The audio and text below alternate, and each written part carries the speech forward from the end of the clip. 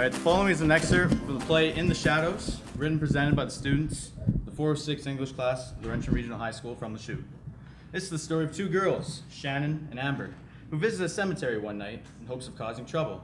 Shannon has a bad attitude, is self-centered, rude, and bossy, while Amber is quiet, shy, and easily manipulated.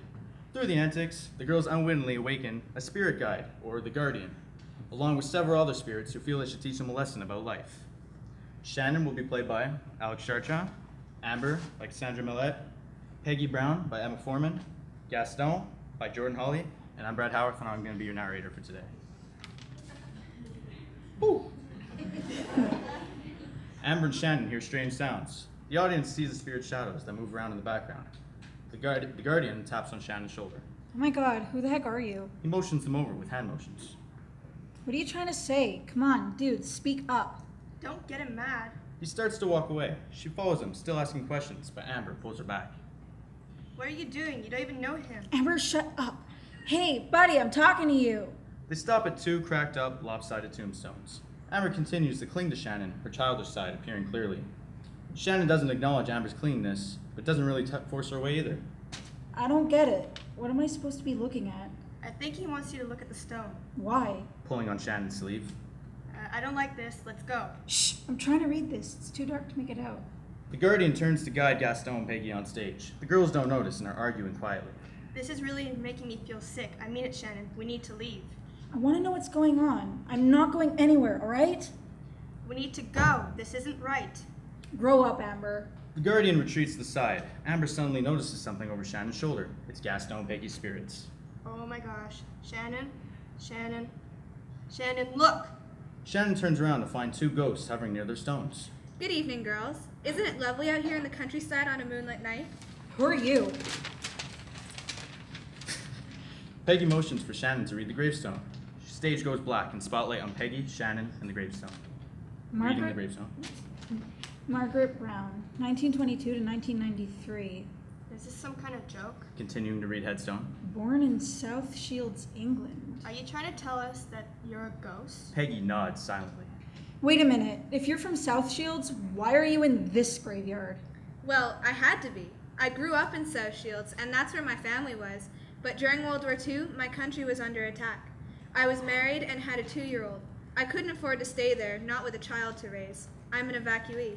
Oh, perfect. Stage lights go out. Spotlight on Peggy. The smell of people is overwhelming. It's a mix of different smells. Panic, dread, exhaustion, and hope. That's all I can do at this point. Hope and pray. The guard yells for the line to move, and everyone moves forward simultaneously.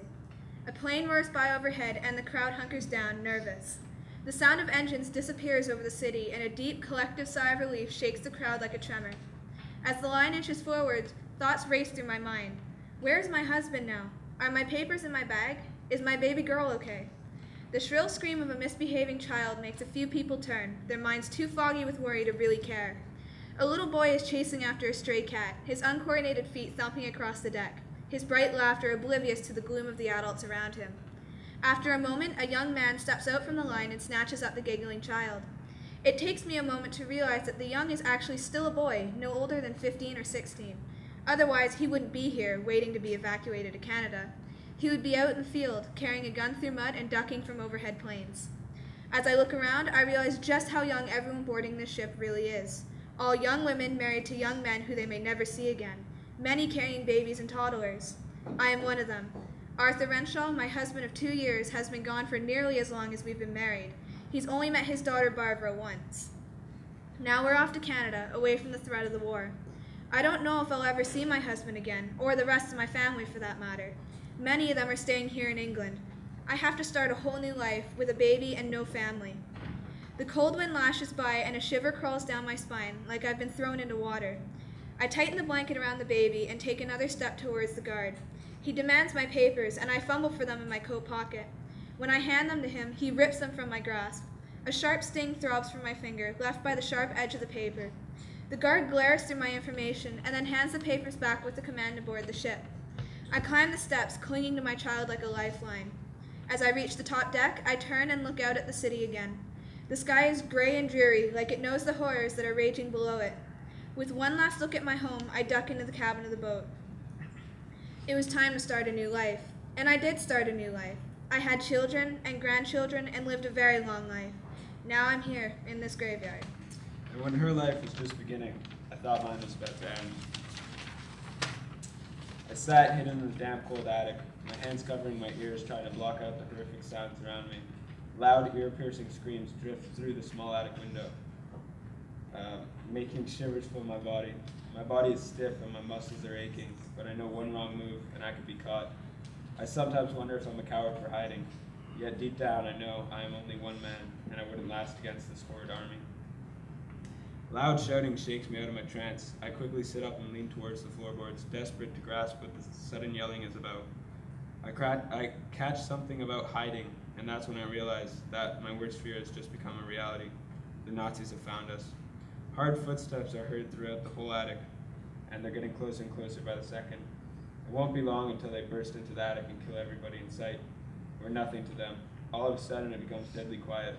No more footsteps. No more shouting. It's as if the Nazis have disappeared into thin air.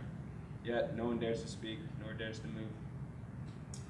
We wait patiently for the commotion to start up again, yet after many minutes there is still nothing. A tiny glimmer of hope fills my mind, but in a sudden flash, it disappears. The attic bursts open, and gunshots fill the air. This is it. This is the end. I calmly await my death, hoping it'll be fast and quick. They look down at me and smirk. "Why is dein Name?" One of them shouts at me. I softly whisper my name, Gaston Auguste. And then I am surrounded by darkness. My fate is now left in the hands of 5 heartless men. Please be kind and respect me and my stone. My name is carved into this stone, and I only used to have a number to identify me. Please just let me keep it. While I was locked up in that attic, all I could think about was my wife, my children. That attic was nowhere near as safe as the houses you live in now, the arms of your family, people who love and protect you. So don't take the safety of the lives you lead for granted. Crazy things happen, and you never know. There might come a day when you miss the life you have right now. So be thankful for what you have.